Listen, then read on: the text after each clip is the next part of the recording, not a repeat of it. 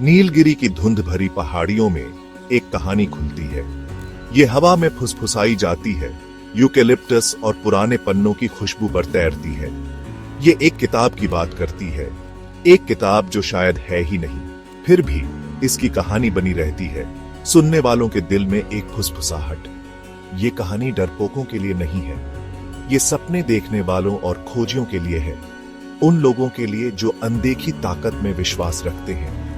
ये एक किताब के बारे में कहानी है जिसका नाम है एक रहस्य, लेकिन रहस्य पन्नों में नहीं है, ये पढ़ने वाले के अंदर है। कुछ इसे बस एक लोक कथा मानते हैं, कल्पना की उड़ान, लेकिन दूसरे जिन्होंने इसका असर महसूस किया है जानते हैं कि ये सिर्फ एक कहानी से बढ़कर है। ये एक रहस्य है जो बुलाता है, एक पहेली जो सुलझने का इंतजार कर रही है। लाइब्रेरी एक खाई के किनारे पर खड़ी है, हरी भरी घाटी को देखती हुई। स्थानीय लोग इसे भूले हुए पन्नों का घर कहते हैं। ये एक ऐसी जगह है जहां समय रुक सा गया है, जहां हवा पुरानी किताबों और भूले हुए सपनों की खुशबू से भरी है। धूल भरी खिड़कियों से सूरज की रोशनी किताबों की कतारों पर लंबी परछाई डालती है।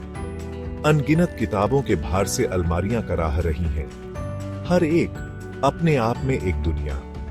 इन पवित्र दीवारों के भीतर भूली हुई कहानियों की फुसफुसाहट के बीच एक रहस्य की कहानी जड़ पकड़ती है। कहते हैं ये एक प्राचीन किताब है, आधी रात के रंग के चमड़े से बंधी। इसके पन्ने ऐसे शब्दों से भरे हैं जो पहाड़ियों पर धुंध की तरह बदलते रहते हैं। लाइब्रेरी में आने वाले लोग एक अनोखी किताब के बारे में फुसफुसाते हैं।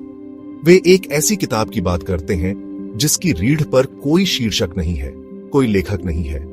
वे कहते हैं कि ये अलग अलग समय पर अलग अलग अलमारियों पर दिखाई देती है, मानो किसी अनदेखे हाथ से निर्देशित हो। एक विजिटर, एक युवा महिला जो पहाड़ों में सुकून चाहती थी, ने दावा किया कि उसे कविता की किताबों के बीच ये किताब मिली। उसने इसके पन्नों को खाली बताया, फिर भी किसी अजीब ऊर्जा से भरे हुए। उसने एक दोस्त को लिखे पत्र में बताया, ऐसा लग रहा था जैसे किताब मेरी अपनी कहानी से भरने का इंतजार कर रही हो। एक बूढ़े प्रोफेसर, प्राचीन भाषाओं के स्कॉलर ने एक अलग कहानी बताई। उसने दावा किया कि उसे फिलॉसफी सेक्शन में यह किताब मिली। उसने इसकी लिपि को प्राचीन संस्कृत बताया, लेकिन शब्द उसकी आंखों के सामने बदलते रहे, अनुवाद को धता बताते रहे। लाइब्रेरी का केयरटेकर, एक आदमी जो समय और अनगिनत कहानियों से घिरा हुआ है, एक रहस्य के बारे में पूछे जाने पर एक जानकार मुस्कान देता है। उसने आधी सदी से भी ज्यादा समय तक शब्दों के इस घर की रक्षा की है। उसका जीवन अतीत की फुसफुसाहट से जुड़ा हुआ है। किताब अपने पाठक को चुनती है, वो धीमी आवाज में कहता है। ये उन लोगों को दिखाई देती है जो जवाब ढूंढते हैं, जो अंदर छिपे सच का सामना करने को तैयार हैं।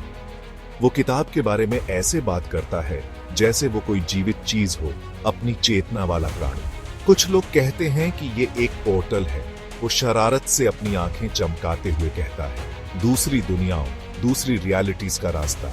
दूसरे मानते हैं कि इसमें ब्रह्मांड के रहस्यों को खोलने की कुंजी है।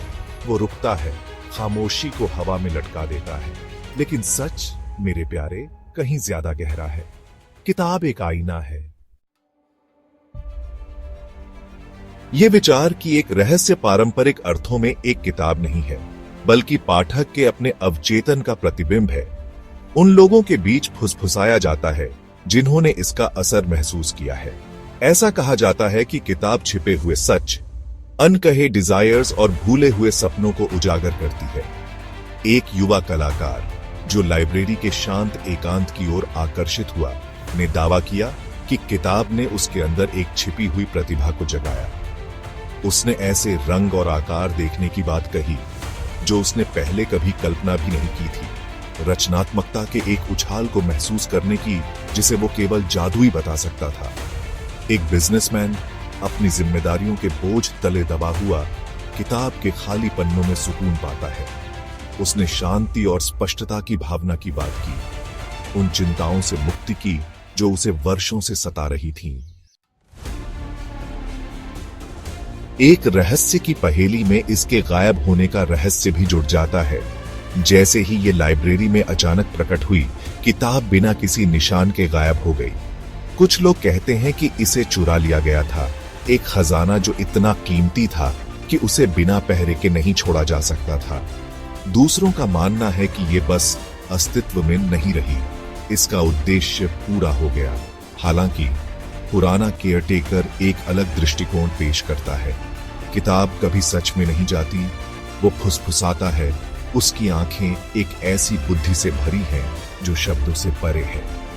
ये बस परछाई में चली जाती है, अगले खोजी के अपने पन्नों तक पहुंचने का इंतजार करती है। लाइब्रेरी बनी हुई है, घाटी को देखती एक मूक प्रहरी, एक रहस्य की फुसफुसाहट हवा में रहती है, एक निरंतर याद दिलाती है कि कुछ रहस्य बताए नहीं जाने चाहिए, बल्कि अनुभव किए जाने चाहिए।